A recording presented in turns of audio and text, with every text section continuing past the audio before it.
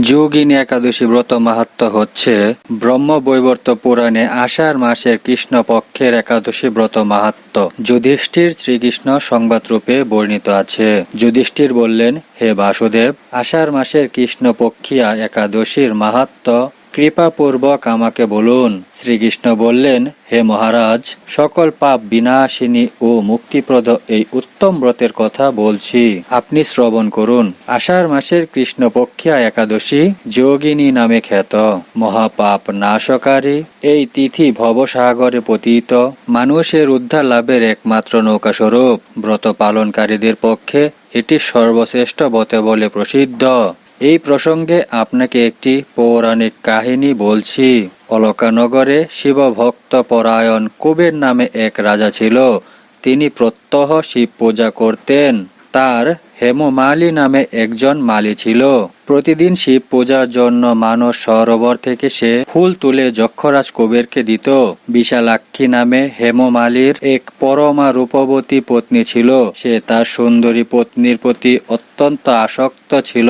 একদিন সে তার স্ত্রীর প্রতি কামাসক্ত হয়ে পড়ল। রাজভবনে যাওয়ার কথাও ভুলে গেল। বেলা 2 প্রহর অতীত হলো।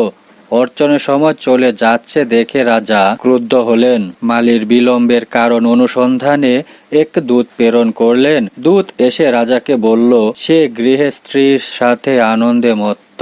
দূতের কথা শুনে কুবের অত্যন্ত রেগে তখনই মালিকে তার সামনে হাজির করতে আদেশ দিল।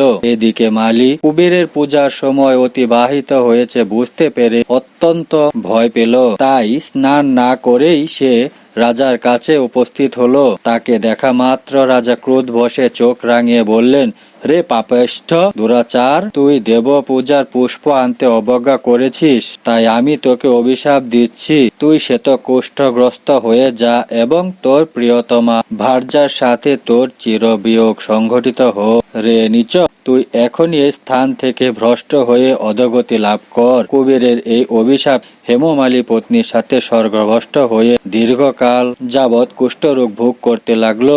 রোগের যন্ত্রণায় দিন অথবা রাত্রে কখনোই সে সুখ পেত না। এভাবে শীত গ্রীষ্মে প্রচন্ড বেদনায় বহু কষ্টে সে জীবনযাপন করতে লাগলো। কিন্তু দীর্ঘদিন মহাদেবের অর্চনের ফুল সংগ্রহের সুকৃতির ফলে সে শাপগ্রস্ত হয়েও বৈষ্ণব শ্রেষ্ঠ শিবের বিস্মরণ কখনো হয়নি। একদিন হেমমালী ভ্রমণ করতে করতে হিমালয়ে শ্রী মার্কেন্ডেয় ঋষির আশ্রমে উপস্থিত হলো। কুষ্ঠরোগে পীড়িত সপত্নী হেমমালীকে দর্শন করে শ্রী মার্কেন্ডেয় তাকে জিজ্ঞাসা করলেন, তুমি কার অভিশাপে এরকম নিন্দনীয় কুষ্ঠরোগগ্রস্ত হয়েছ? সে উত্তর দিল, হে মুনিবর, রাজা ধনকুবেরের আমি ভৃত্য ছিলাম। আমার নাম হেমমালী। আমি প্রত্যহ মানস সরোবর থেকে ফুল তুলে শিব পূজার জন্য রাজাকে দিতাম। কিন্তু দুর্ভাগ্যক্রমে একদিন স্ত্রীর মনোরঞ্জন হেতু কামাসক্ত হওয়ায় সেই ফুল দিতে বিলম্ব হয়। রাজার অভিশাপে এরকম দুর্দশাগ্রস্ত হয়েছি। পরোপকারী সাধুগণের স্বাভাবিক কর্ম। হে ঋষি শ্রেষ্ঠ, আমি অত্যন্ত অপরাধী, কৃপা করে আমার প্রতি প্রসন্ন হন। তখন দয়ার্দ্র চিত্ত মার্কেন্ডেয় মুনি বললেন, হে মালী, তোমার মঙ্গলের জন্য শুভ ফল প্রদানকারী এক ব্রতের উপদেশ করছি। তুমি আষাঢ় মাসের কৃষ্ণপক্ষের যোগিনী নামক একাদশী ব্রত পালন করো। এই ব্রতের পূর্ণ প্রভাবে তুমি অবশ্যই কুষ্ঠ ব্যাধি থেকে মুক্ত হবে। শ্রীকৃষ্ণ বললেন। ঋষির উপদেশ শ্রবণ করে হেমমালী তাকে প্রণাম জানালো। পরে অত্যন্ত আনন্দে ঋষির আদেশ মতো নিষ্ঠার সঙ্গে যোগিনী একাদশী ব্রত পালন করলো।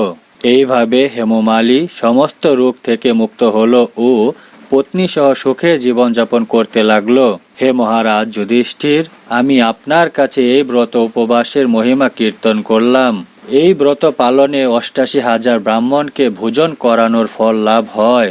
যে ব্যক্তি এই মহাপাপ বিনাশকারী ও পুণ্যফল প্রদায়ী যোগিনী একাদশীর কথা পাঠ ও শ্রবণ করে সে অচিরেই সর্বপাপ থেকে মুক্ত হবে।